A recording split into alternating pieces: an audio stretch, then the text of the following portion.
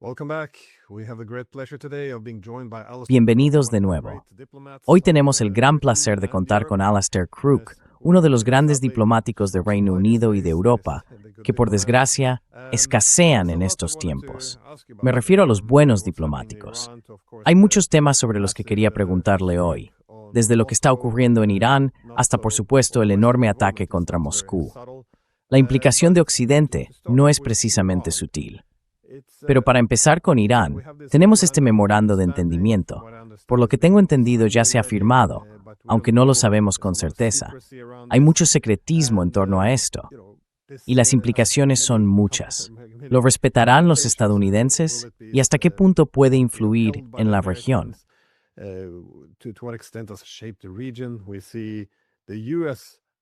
Vemos que la relación entre Estados Unidos e Israel también se ve afectada por esto. De hecho, Netanyahu parece estar ahora en una posición mucho más débil. Pero si lo apartan, bueno, ya sabes, solo estaría moviendo las piezas del tablero. Quiero decir, lo más probable es que su sustituto sea aún más duro. Por lo que tengo entendido, Netanyahu, al menos antes, contaba con cierto apoyo de algunos partidos árabes. Ahora, no lo sé.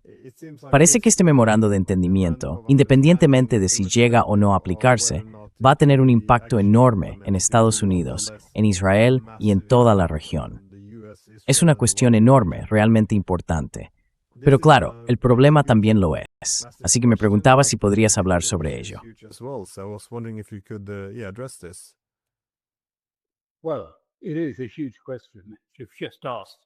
Bueno, es una pregunta enorme la que acabas de hacer, así que voy a explicar dos partes de ella al menos. Primero lo llamo un marco porque no es realmente, ya sabes, algo que sea un tratado. Ni siquiera es un alto el fuego propiamente dicho.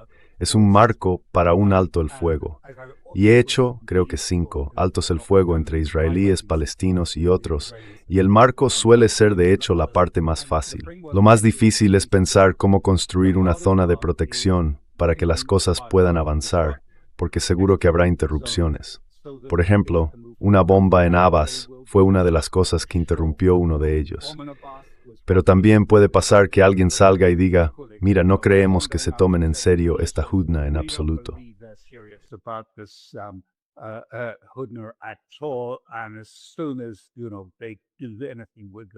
Y en cuanto hagan algo, vamos a golpearles con fuerza. Ya tenemos algunos de esos elementos más o menos visibles que empiezan a aparecer en este contexto, dentro de este marco. Pero veamos esos 3 puntos de los que hablabas. El primero tiene que ver con Irán. Has subrayado la controversia que genera este acuerdo en Estados Unidos, pero es importante entender que también es polémico en Irán. Hay cierta tensión allí, y es comprensible, porque ya vivieron la experiencia del Hotsepoa, cuando la paz no se mantuvo, y en muchos sentidos los iraníes de a pie, me refiero, quedaron atrapados en una especie de asfixia, de la que en realidad todavía no han salido.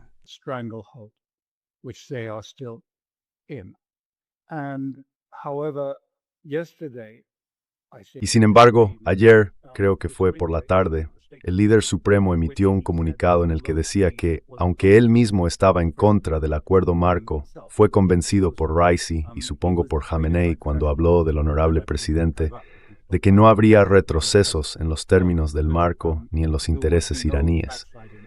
Los intereses iraníes para el líder supremo se centran sobre todo, creo yo, en torno a Hormuz. Es decir, él considera que ese es el punto clave para que Irán pueda salir de la situación actual y entrar en un contexto geopolítico diferente.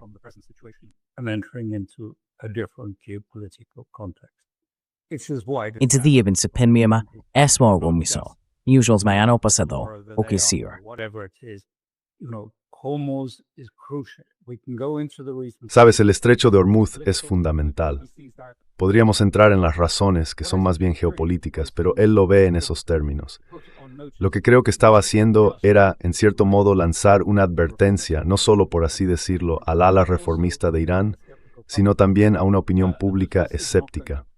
Esto no va a seguir el camino del acuerdo nuclear, el Hotsepoa. Lo que quiere decir es que Irán no va a permitir que se establezcan precedentes que luego se amplíen una y otra vez hasta vaciar de sentido todo el marco del acuerdo. Básicamente está diciendo, no vamos a permitir que creen un precedente que abra la puerta a algo así.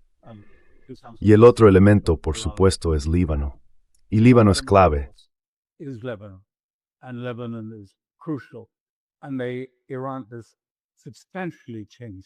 Irán ha cambiado sustancialmente su posición, porque en el pasado, dentro del llamado eje de resistencia, Irán no intervenía directamente contra Israel hasta este último periodo.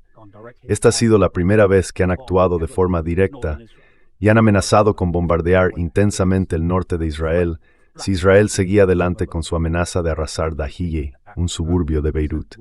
Y él dijo claramente, entraremos, atacaremos nosotros mismos desde la frontera hasta la Galilea.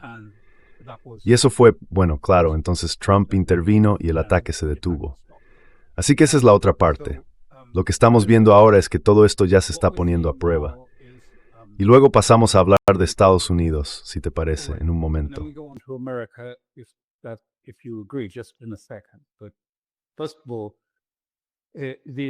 Pero antes que nada, la prensa israelí esta mañana, la prensa en hebreo, ha vuelto a desatarse con quejas y con enfado.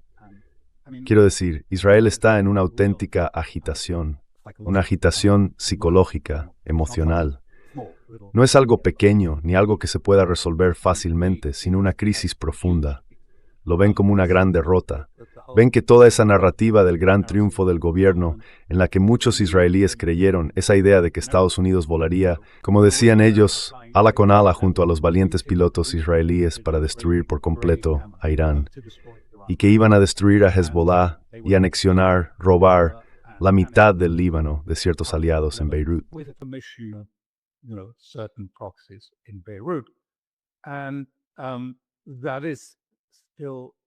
Y eso sigue ocurriendo. Ayer hubo un ataque en una colina cerca del castillo de Beaufort, creo. Empezaron a intentar tomar más territorio en esa zona, esas colinas, en Israel, y Hezbollah les atacó con un misil antitanque. Murieron 4 soldados, entre ellos un teniente coronel que era el comandante de la 82ª Brigada. Hay un auténtico revuelo en Israel. Todo el mundo dice que esto no se puede permitir. 4 muertos en un solo día. Es una barbaridad.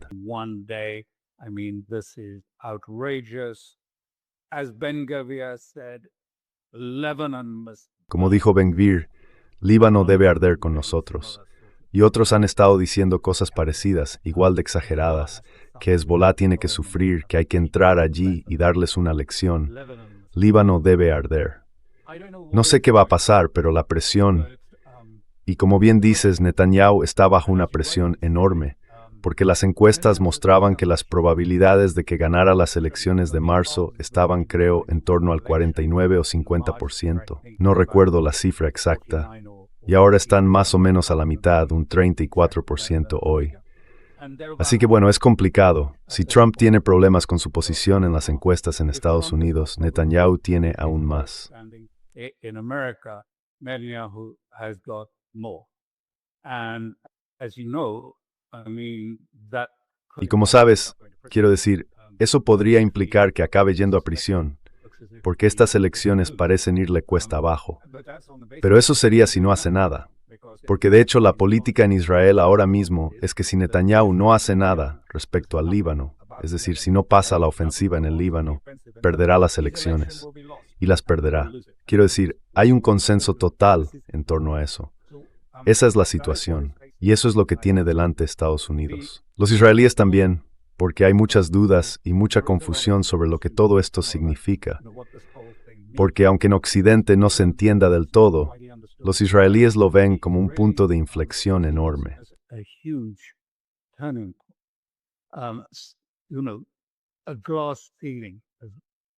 ¿Sabes? Se ha roto un techo de cristal. Trump tomó partido al dar prioridad a un acercamiento con Irán antes que apoyar el derecho de Israel a quedarse con la mitad del Líbano y ocuparlo, y a seguir con sus políticas en toda la región. Y luego Trump dijo cosas que nunca se habían oído en Israel, en la rueda de prensa después de la cumbre del G7. Me refiero a cosas que nunca había dicho antes. Dijo algo así como, sois demasiado duros en Beirut. He visto las fotos. Queréis eliminar a alguien y para hacerlo derribáis todo un edificio con gente dentro. Eso no es aceptable. No es aceptable. Todos pensábamos que para Trump sí lo era. Fíjate, hace un mes, si se lo hubieras preguntado a la gente, pero ahora al parecer ya no. Dijo, no lo estáis gestionando bien. Y luego hizo el comentario más despectivo de todos. Dije, quizá deberíamos de ver esto en manos de Shara. Sería más sofisticado a la hora de manejar a Hezbollah y la situación en Líbano. De lo contrario, diría algo como, ya sabes, quizá un ex líder del ISIS podría hacerlo mejor que tú, Netanyahu, y que tú, Israel, en Líbano. Lo cual fue, quiero decir, una especie de bofetada sin precedentes para los israelíes. Así que están conmocionados por esto. Pero también dicen, y esto aparece hoy en la prensa hebrea, en Ma'ariv, y podéis verlo en nuestro Substack, porque saldrá más tarde hoy, creo, los comentarios de ese tipo. Pero también está claro que los israelíes entienden que Oriente Medio ha cambiado. Es una nueva era.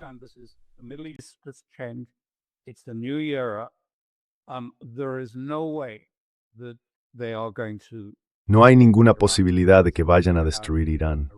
No va a haber un cambio de régimen. No hay manera de que puedan hacerlo sin Estados Unidos. Estados Unidos lo proporciona todo. No pueden atacar a Irán sin la ayuda de Estados Unidos. Somos nosotros quienes estamos haciendo todo eso. Imposible. Ellos lo entienden, saben que se ha acabado. Y eso supone una enorme derrota psicológica para todo el proyecto. Y del mismo modo, la postura de ese proyecto del Gran Israel, pensar que creéis que pueden imponer un Gran Israel en las armas, sin importar ni force ni nada, simplemente lo harán. Sea lío o no, lo harán. Lo harán.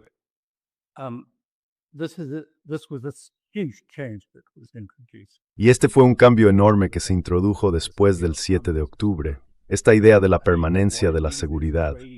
Es decir, lo que significa es que los israelíes creen y han llegado a aceptar que lo que ocurrió el 7 de octubre fue de algún modo un holocausto.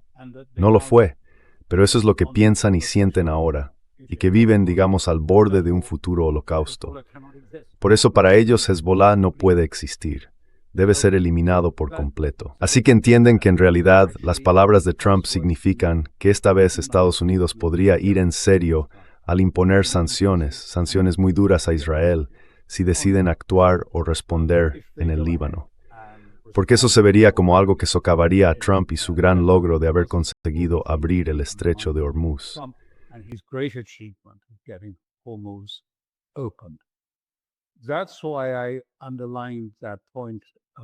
Por eso destaqué ese punto sobre Hormuz y el líder supremo en mis comentarios iniciales, cuando dije que, ya sabes, Hormuz era lo más importante para el líder supremo y para la cúpula en Irán, y que el Líbano era lo segundo. Bueno, claro, ambos están conectados, porque estamos en un momento en el que nos estamos acercando a que Hormuz se abra. Pero si la situación en Líbano supone una violación del alto el fuego, y esa es claramente la perspectiva iraní, como demuestra su negativa a acudir a las conversaciones del viernes, han rechazado asistir a la sesión de negociación del viernes, entonces esa parte también queda en entredicho. ¿Y cómo va a responder Trump? Porque lo dijo en voz alta, fue bastante sorprendente.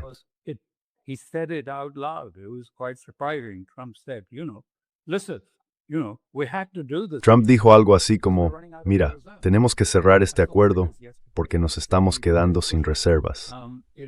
Ayer vi unas cifras que decían que en Kushi ya solo quedan unos 20 millones de barriles en la reserva estratégica de Kushi. Es decir, están prácticamente en el fondo, en el barro, que además no tiene mucho uso. Hay que tratarlo y procesarlo antes de poder aprovechar esa parte final de una reserva así, sobre todo cuando se trata de recursos naturales. Y a partir de ahí, creo que eso refleja bastante bien dónde estamos con el marco actual. Ese marco, más de lo que muchos iraníes esperaban, y más de lo que yo mismo esperaba, ha provocado este cambio en Estados Unidos. En parte por lo que pasa en el estrecho de Hormuz, y en parte porque el precipicio económico ya está aquí.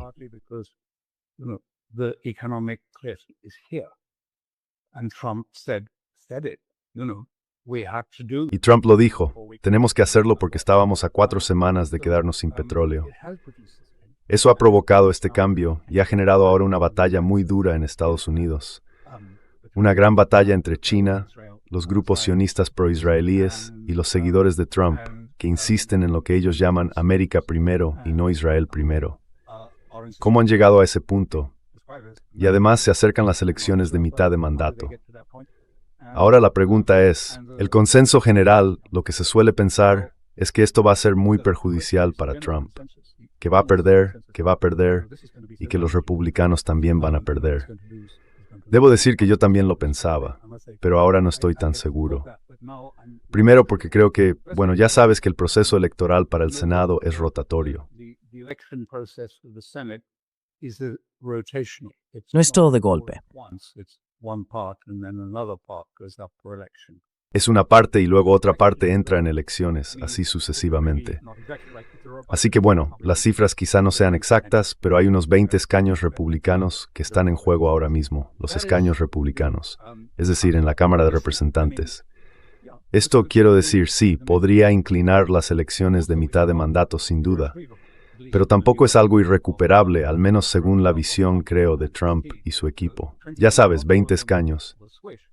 No todos van a cambiar de manos. Y además, no está del todo claro.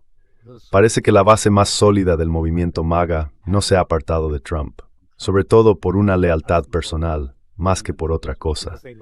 No porque les guste la guerra en Irán ni nada parecido, sino por una sensación personal de lealtad hacia él, con un componente emocional difícil de definir, pero que le da un poder considerable sobre la gente.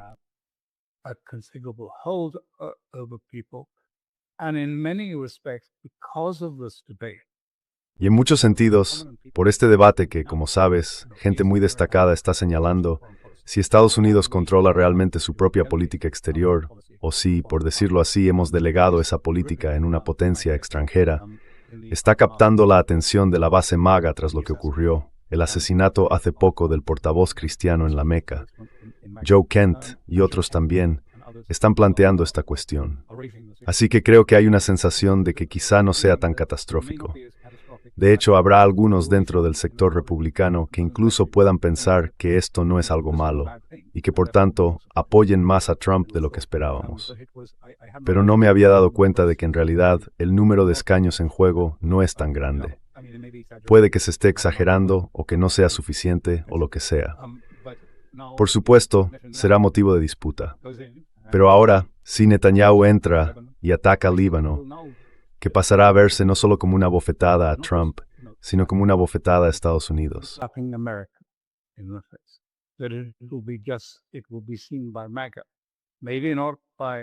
Será visto por el movimiento MAGA. Quizá no por, quiero decir, obviamente no por los neoconservadores ni por el gobierno sionista más ferviente, pero sí por muchos estadounidenses que no entienden todos los matices, aunque ven que había un marco firmado por Trump de forma visible en Versalles y que Netanyahu e Israel lo están haciendo saltar por los aires. Si lo ves en esos términos tan simples, no sería sorprendente que esto, en realidad, acabe beneficiando políticamente a Trump. O puede que no, es demasiado pronto para decirlo. Y bueno, sin duda habrá grandes esfuerzos por revertirlo, por parte de quienes están comprometidos con la supremacía de Israel en la región y con su dominio regional.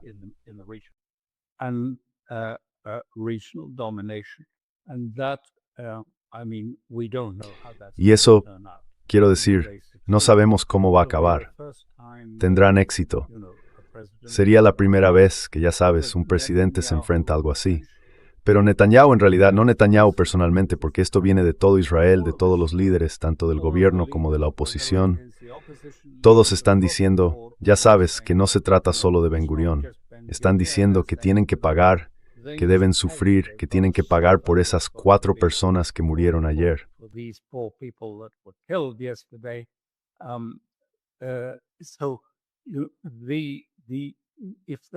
Así que si eso ocurre, creo que va a aumentar todavía más la distancia entre Estados Unidos e Israel. Va a alejarlo aún más y podría llevar a que se impongan ciertas medidas ya de por sí en un contexto muy tenso, pero algún tipo de medidas contra Israel por intentar hacerlo estallar. Especialmente si los iraníes responden, como tú dices, restringiendo, no del todo, pero sí en cierta medida, el paso por el estrecho de Hormuz. Nadie sabe qué harán, pero esa sería una posibilidad. Quiero decir, está muy claro que ellos entienden que eso fue lo que llevó los acontecimientos al límite, lo que provocó el nuevo marco, y es ahí donde podrían avanzar. They might well move. Well, my first thought when I saw they had this, Bueno, remark- mi primera reacción al ver esta declaración tan llamativa de Trump fue que se quedaba corta en acción, que se quedaba solo en las palabras. Pero por otro lado, esas palabras importan. Como decías, están resonando en los medios en Israel. Están causando un gran impacto y también en Estados Unidos. Todos los partidarios del América Primero, la gente que piensa como Tucker Carlson, que no hay que poner a Israel por delante, sino a Estados Unidos, seguro que se sienten reivindicados. Ahora mismo tienen el viento a favor. Así que sí, esto cambia las cosas. It changes so much in that way. I mean, Cambia muchísimo en ese sentido. Quiero decir, algo se ha roto, por así decirlo, se ha hecho saltar por los aires un paradigma. Y era solo él, un papel que, como dices, no supone ningún compromiso concreto, es solo un marco para iniciar un proceso distinto. Pero ese paradigma ha estallado porque Trump, de forma visible, tomó partido y lo dijo, y también por el lenguaje. Habla de la soberanía y de los derechos de soberanía de Irán, y por implicación también del Líbano. Es decir, menciona el respeto a la soberanía de los estados, bla, bla, bla, si lo miras. Pero el caso es que Irán está siendo tratado como un estado soberano y se está dialogando con él como tal, no como un estado terrorista díscolo. not as a recalcitrant terrorist state. And that is a change. Yes, the language, I'm sure Trump will- Y eso es un cambio. Sí, el lenguaje. Estoy seguro de que Trump dirá, y verás a Ted Cruz salir diciendo, son todos terroristas, son todos gente horrible, ya sabes, tenemos que hacer todo lo posible contra ellos. Pero el hecho de que ese lenguaje se haya incorporado y luego Trump, en el G7, hablara de una forma muy distinta sobre Israel y dijera algo como, en el Líbano no sabéis lo que estáis haciendo, así que mejor salid de ahí, es un shock psicológico. Todo paradigma se ha roto y los israelíes no saben qué hacer con eso. No saben qué es con eso. What to do about it. I mean, really, they don't know what to do about it. And people are saying, and serious Y la gente lo está diciendo, y también israelíes serios lo están diciendo. Como dice Chikrinowitz ahí, tendremos que pensar en esto después, porque la estrategia original de Israel se ha roto. Y tenemos que reflexionar y entender que Trump está maniobrando hacia una nueva especie de entendimiento entre Estados Unidos e Irán. No sé si acabará en un acuerdo o en algo parecido, pero hay un nuevo, digamos, un nuevo ambiente, llamémoslo así. Hay un nuevo ambiente que está surgiendo, y él va en serio con eso. Y dice, no creo que esto perjudique la seguridad de Israel. De nuevo, vaya. Security. Again, wow.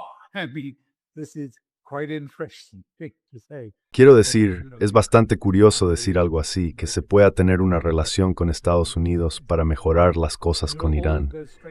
Y bueno, todos esos comentarios extraños que hizo antes cuando dijo que Irán podría formar parte de los acuerdos de Abraham, y esas otras observaciones tan raras que hizo sobre Irán.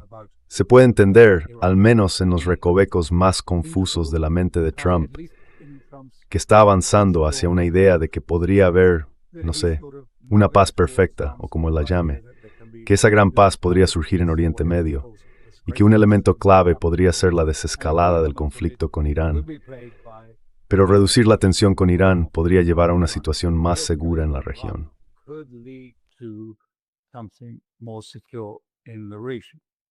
Y en eso probablemente tenga razón. Quiero decir, hay que reconocerle a Trump que la desescalada con Irán es clave para una región más pacífica.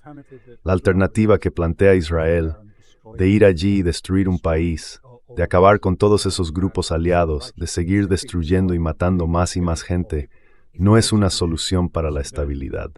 No es un camino hacia la estabilidad. Es justo lo contrario. Y creo que de algún modo, quizá este mensaje está empezando a abrirse paso en Washington, en medio de una enorme oposición, con gente furiosa y cap borde de una guerra civil por este época. and on the brink of sort of almost of civil war about this. So you have all these tensions about this. Así que hay todas estas tensiones en torno a esto. Aparece un documento que en realidad es bastante inocuo y de repente, ¡boom!, tensiones en Irak, tensiones en Israel, enormes tensiones en Israel y también tensiones en Estados Unidos, diría que del mismo nivel. Me refiero a tensiones estratégicas, porque esto va a influir mucho. Las próximas elecciones en Estados Unidos van a girar en torno a esta cuestión. ¿Quién dirige la política exterior del país? Y en interés de quién se formula esa política. Creo que ese va a ser un tema clave. Así que esto pinta mal. I think that's going to be a key issue. So this is going to be that. Well, building on what you said, I also thought it's remarkable Siguiendo con lo que how decías, the list también me is parecieron interesantes sus comentarios sobre los misiles balísticos de Irán, porque en el pasado había un consenso claro en torno a la idea de que esos terroristas no debían tener misiles balísticos, ese programa de misiles que amenazaba a los vecinos de Irán. De hecho, ese era un punto clave en las exigencias de Estados Unidos, que ese programa debía desmantelarse. Vi un discurso de Trump en el que decía algo así como, bueno, los saudíes tienen misiles balísticos, así que por supuesto, los iraníes también tienen que tenerlos. De repente, como decías, eso marca un cambio. Ya no son los terroristas ilegítimos que poseen misiles balísticos. Ahora son un Estado con intereses nacionales básicos y tendrán que defenderse como cualquier otro.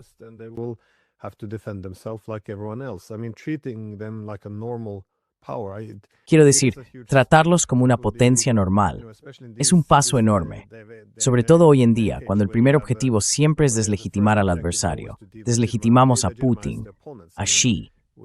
Cada vez que vamos a entrar en guerra, nos aseguramos de deslegitimarlos. Y creo que el hecho de que ahora esté ocurriendo justo lo contrario es bastante sorprendente. Además, abre la puerta a que mucha gente en Estados Unidos empiece básicamente a aplicar el sentido común.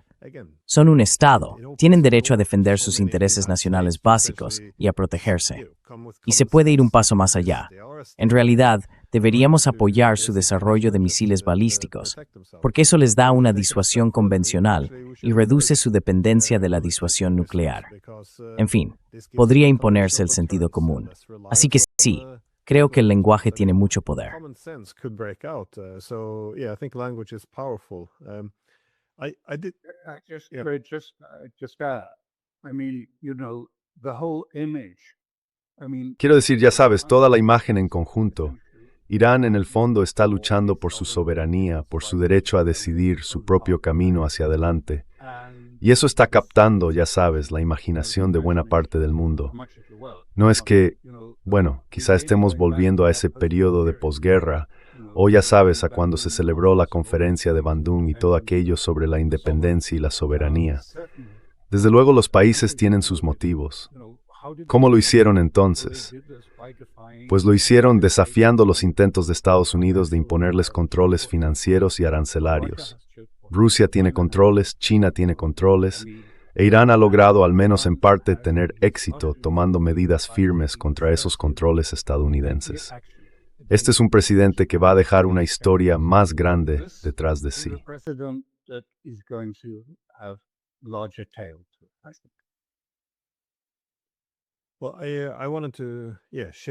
Bueno, quería cambiar un poco de tema. Bueno, no del todo, sigue siendo sobre las guerras de Occidente. Pero, como vimos ayer con ese bombardeo en Moscú, algo sin precedentes, hay otra cosa que también ha cambiado bastante. En Occidente, los países occidentales ya no parecen esforzarse tanto por ocultar su propia participación. Recuerdo que al principio de la invasión rusa de Ucrania, había gente como Baerbock diciendo, oye, no deberíamos enfrentarnos entre nosotros, estamos en guerra con Rusia. Y eso era muy problemático, porque no deberíamos decir esas cosas. Pero ahora vemos llegar todas las armas, la inteligencia y, bueno, el uso del territorio de la OTAN.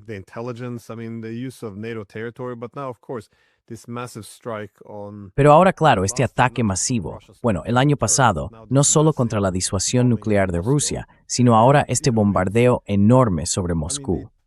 Y ya sabes, es que quiero decir, la presencia de la OTAN aquí es muy evidente, Casi parece que la están mostrando a propósito. ¿Cómo ¿Cómo lo ves tú? Porque supongo que, de todo, esto es lo que no me deja dormir por las noches. Lo que parece ser un avance hacia una guerra enorme con Rusia, algo que no puedo imaginar que podamos controlar si hay una escalada. Y eso se convertiría muy rápido en una guerra nuclear. Quizás soy pesimista, pero esto es una locura.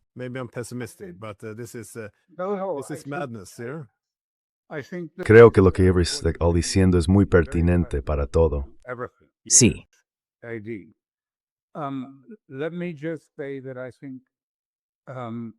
Déjame decir que creo que todo eso que pasó, no sé cuántos drones y misiles se lanzaron, 136 o algo así, contra esa refinería en Moscú, bueno, esto es un salto enorme, un salto muy grande. Y está pensado para poner nerviosos a los rusos, a los moscovitas y a la gente de San Petersburgo, para que sientan que están menos seguros. Creo además que fue algo coordinado, preacordado en la reunión del Euro 3, no la Unión Europea, el Euro 3 con Francia, Macron y Merz. Creo que fue en Londres justo antes donde presentaron sus, ya sabes, sus ultimátums a Rusia. Y luego de nuevo Macron llevó deliberadamente a Zelensky a esa reunión y también al encuentro europeo.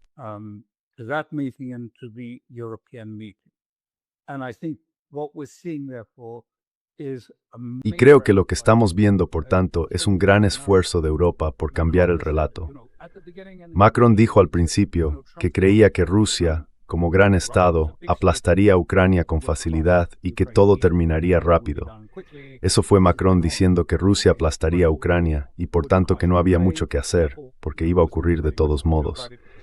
Pero pasó el tiempo y vemos que Rusia todavía no ha aplastado a Ucrania. Y el objetivo de estos misiles y de poner a Zelensky en primera línea en esas dos reuniones era decirle a Trump, mira, todo ha cambiado, ya no están a la defensiva, están a la ofensiva, están ganando.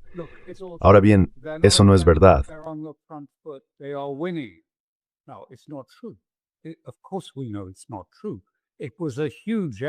Por supuesto que sabemos que no es verdad. Fue un esfuerzo enorme reunir esa cantidad de misiles. Y bueno, en general, esos ataques a las refinerías han causado muy poco daño estratégico a Rusia. La economía no está en caída libre, ni mucho menos. De hecho, la economía está creciendo y el empleo está aumentando.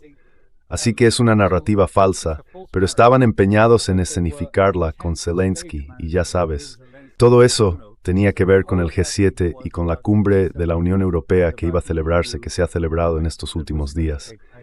Porque esa cumbre iba a tratar los presupuestos de la Unión y los recursos financieros. Y hay una gran división en Europa sobre si aprobar o no ese enorme presupuesto que propone la Comisión, con algunos estados que se oponen.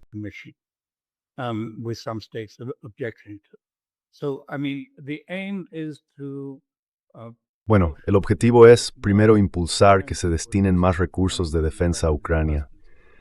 En segundo lugar, establecer el marco que Europa quiere, que es un alto el fuego. Después, Reino Unido, Francia y otros países dispuestos participarían en una misión de mantenimiento de la paz. Así que la OTAN entraría en Ucrania, y Ucrania acabaría formando parte de la OTAN, y con el tiempo también de la Unión Europea. Y el elemento principal de todo esto es implicar a Estados Unidos en este acuerdo y en este proceso, traer de nuevo a América a Europa, diciendo, mirad, nosotros hemos hecho nuestra parte, lo estamos haciendo, veis lo que está pasando. Zelensky mostraba fotografías de la catedral y de cómo los rusos destruyeron esa catedral en Kiev. En realidad, probablemente fue un misil Patriot que falló el tiro y causó los daños, pero eso da igual.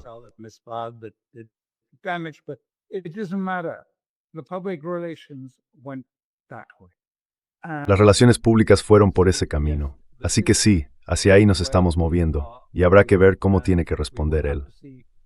Tiene que responder a eso. Y la pregunta es, ¿nos estamos acercando a que respondan de la manera que decían Sergei Karaganov y otros, como Dmitry Trenin en la conferencia de San Petersburgo? Decían que no, que lo único que detendría esta escalada constante cada vez más y más sería otra cosa. Y bueno, uno de los acuerdos que salió de esa reunión bilateral fue más preparación, más misiles, más drones, junto con lo que llaman coproducción, que significa que simplemente envían las piezas para montarlas en Ucrania y luego Ucrania las lanza contra Rusia. ¿Cómo se pone fin a esto? How do you put a stop to this? And this is the debate in Russia, and I think Y este es el debate en Rusia. Y creo que se está acercando cada vez más a lo que describí, a lo que ya sabes, plantea el argumento de Karaganov. El problema es que no creen que vayamos a reaccionar, ni siquiera nosotros, siendo Rusia. Dicen, oh, eso es solo un farol de Putin, no lo tomes en serio, no va a hacer nada porque somos la OTAN, el artículo 5. Pero el propio Putin, creo, piensa que el farol es el artículo 5, que si hubiera un ataque, y creo que Karaganov estuvo en tu programa, él argumentó con bastante fuerza y de forma muy directa que dudaba mucho de que Estados Unidos interviniera, incluso si se usara un arma nuclear táctica contra un país europeo miembro de la OTAN, que no intervendrían.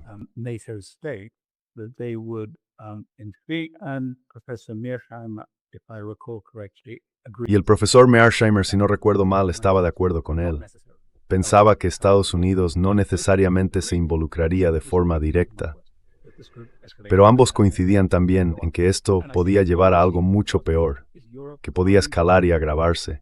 Y creo que todo lo que hemos visto en estos últimos días es a Europa intentando llegar a esa posición en la que, creo que fue Macron o alguien, dijo que querían convertir a Ucrania en el puño de hierro al frente de la arquitectura militar europea y de la OTAN frente a Rusia, que debía ser la línea de frente, presionando y atacando a Rusia desde ahí. Soy muy escéptico con esas historias, y lo he dicho en Moscú.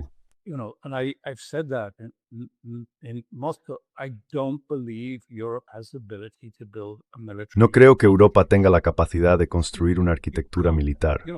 Mira, cuando oigo hablar de 1997 o de 1930, pienso que se tardan unos 20 años en crear líneas de suministro, en levantar toda una infraestructura militar. Es que además ni siquiera tienen el personal. Se ve claramente. Fíjate en el Reino Unido. Ahora mismo ni siquiera puede poner en servicio un buque de guerra. Tiene, no sé, unos 40 tanques operativos. Las estructuras de defensa europeas están en un estado lamentable, realmente lamentable. Y eso no se cambia en 3 años. Además, gran parte de ese dinero es solo otro de esos chanchullos. El dinero va a parar a los contratistas de defensa europeos de siempre, sus acciones suben y mucha gente va a ganar mucho dinero entrando y saliendo, haciendo operaciones con información privilegiada sobre quién va a recibir, ya sabes, el dinero de Defenyi.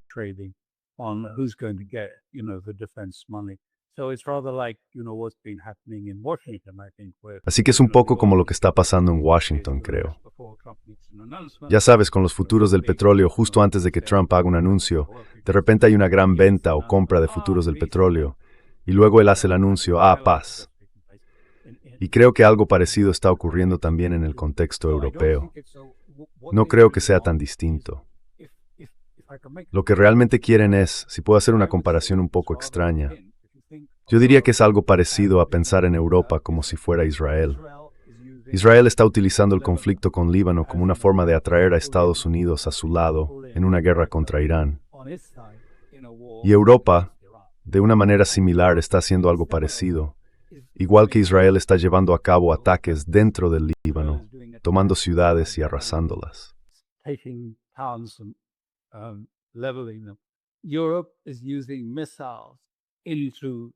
Europa está utilizando misiles en el interior de Rusia para decirle a Estados Unidos, mirad, podemos ganar esto. Ya hemos establecido el marco para hacerlo. Podemos ganar. Solo necesitamos que os impliquéis, que mantengáis la condición de que Rusia debe capitular, retirarse de todo su territorio soberano, pagar compensaciones y entregar a sus funcionarios para juicios por crímenes de guerra. Europa se está moviendo muy rápido, desde el Consejo Ucraniano, para organizar todos los mecanismos de esos juicios y de las reparaciones. Están evaluando, haciendo listas de los daños, para poder reclamar a Rusia el coste de todo eso.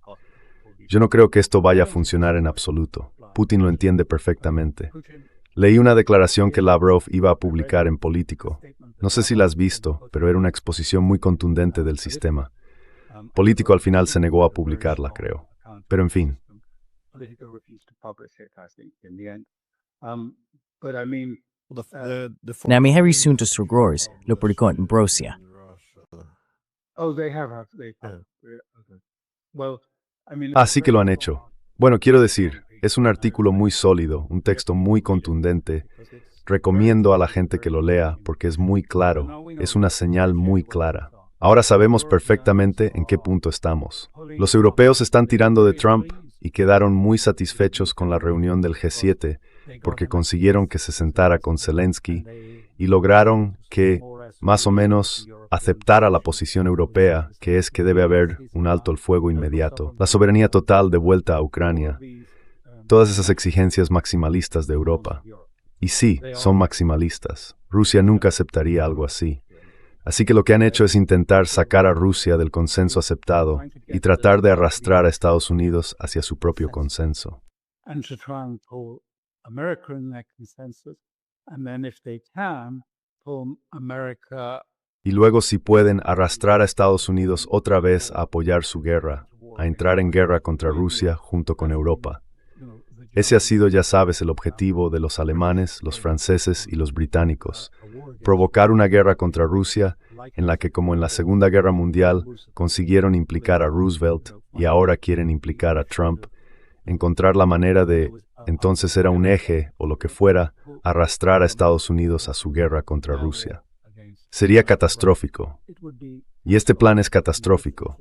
La gente tiene que entender lo peligroso que es, lo catastrófico que podría llegar a ser. Podría acabar muy mal, porque Rusia no lo va a tolerar.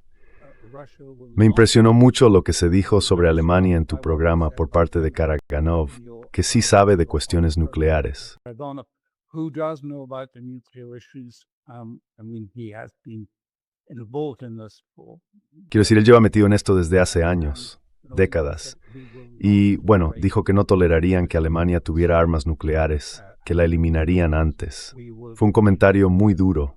En fin, todos jugamos con fuego, creo. Así que estoy de acuerdo contigo. Lo que ha pasado ahí, lo que ocurrió en el G7 en la reunión europea, parece que nadie se da por aludido. En Europa, todo el mundo habla de lo vergonzoso que fue que el jefe de gabinete de Costa hablara con alguien en Moscú sin avisar a von der Leyen. Pero vamos a ver, él es el presidente del Consejo y por si los europeos lo han olvidado, son los Estados miembros los que deciden la política exterior, no la Comisión ni el alto representante para asuntos exteriores. Es la norma, es un hecho, y aún así siguen adelante como si nada. It's water off a duck's back to them. They just go on anyway. Yeah, but what you said before, though, I agree. I think Sí, this is pero con lo que dijiste antes estoy de acuerdo. Creo que ese es el objetivo de los europeos, tener a Ucrania delante de ellos y a los estadounidenses detrás. Así es como intentarán debilitar a Rusia en los próximos años y décadas. Pero But But still, I mean, I think, maybe you ought to get. Aún así, quiero decir, creo que quizá deberíais invitar a alguien al programa que pueda responder a esto. Even in Israel now. Porque incluso en Israel ahora, la gente está diciendo que nunca hubo una discusión sobre un ataque a Irán. No hubo nadie del Mossad, ni del ejército, ni de Amman, la inteligencia militar, ni nadie que cuando se hablaba de todo esto dijera, ¿y qué pasa si Irán sobrevive y sale más fuerte? Nadie dijo nada. Y si alguien lo pensó, se lo guardó para sí. Y creo que la misma pregunta debería hacerse a los europeos. ¿Cómo imaginan una guerra contra Rusia? ¿Serían tropas terrestres? A war on Russia would look like? Would it be ground troops? Would it be simply a nuclear war? Would it be ¿Sería simplemente una guerra nuclear? ¿O cómo se llevaría a cabo? Quiero decir, ¿vas a movilizar tropas? ¿Sería una guerra convencional o una guerra asimétrica? Y estaría dirigida por Ucrania de esa manera. ¿Y cuál sería el resultado? Porque cuando ves que los países de la OTAN están de algún modo practicando al construir campos de prisioneros de guerra en algunas zonas, es una locura. Pero no tengo claro si Europa realmente piensa en lo que intenta hacer más allá de esa gran idea de, ya sabes, presionar a Rusia, traer de nuevo a Estados Unidos a Europa y conseguir que Europa dé más dinero y más armas a Ucrania. Europe to give more money and more weapons to Ukraine. What would war with Russia ¿Y qué significaría en la práctica una guerra con Rusia? ¿Sería una guerra aérea? ¿Sería una guerra terrestre o simplemente una guerra nuclear? Es una pregunta que nunca parece abordarse, quizá porque nadie quiere hacerlo. Porque igual que en Israel, nadie quería parecer, ya sabes, distinto de ese, estamos dentro, formamos parte del equipo, vamos a ir codo con los estadounidenses y destruir Irán, pues ahora sería lo mismo, codo con los estadounidenses. Vamos a entrar y destruir Rusia.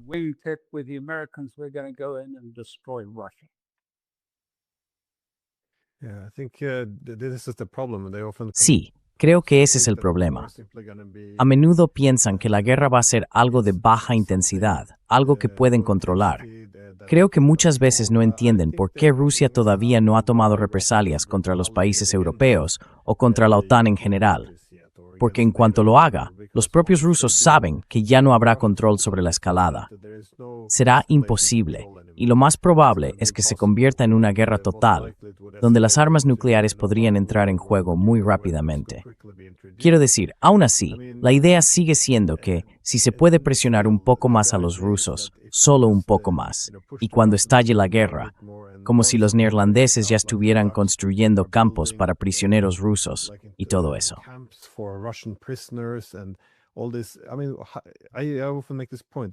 Quiero decir, lo repito muchas veces, ¿cómo crees exactamente que va a desarrollarse esta guerra? Una vez que empiece, no va a poder controlarse. La idea de que soldados rusos entren en Europa, que los europeos los capturen y los manden a campos en los Países Bajos, es que es algo tan obsceno. Pero ni siquiera es propaganda, realmente lo creen. Si no, ¿por qué construirían esos campos? ¿De verdad piensan que así se libraría la guerra? Pero claro, eso lleva a preguntarse, ¿hay alguien al mando de todo esto?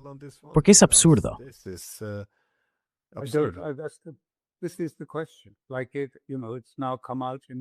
Esa es la cuestión. Ahora ha salido en Israel. Nadie estaba haciendo ese tipo de pregunta. Y lo mismo diría sobre toda la estrategia. Se basa en la convicción europea de que Rusia iba y debía rendirse, que no tendría otra opción frente a la fuerza combinada de Europa. Tantos países, un PIB tan grande, tanta fuerza militar en la OTAN que no tendría alternativa.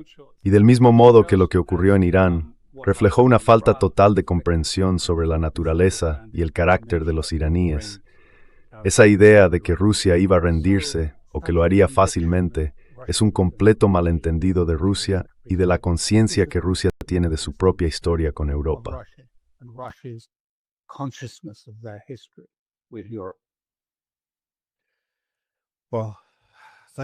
Bueno, gracias por compartir tus ideas sobre estos temas tan deprimentes. Como siempre, recomiendo a la gente que lea tu Substack, Conflicts Forum, y habrá un enlace en la descripción. Así que muchas gracias por tu tiempo. Gracias. Thank you.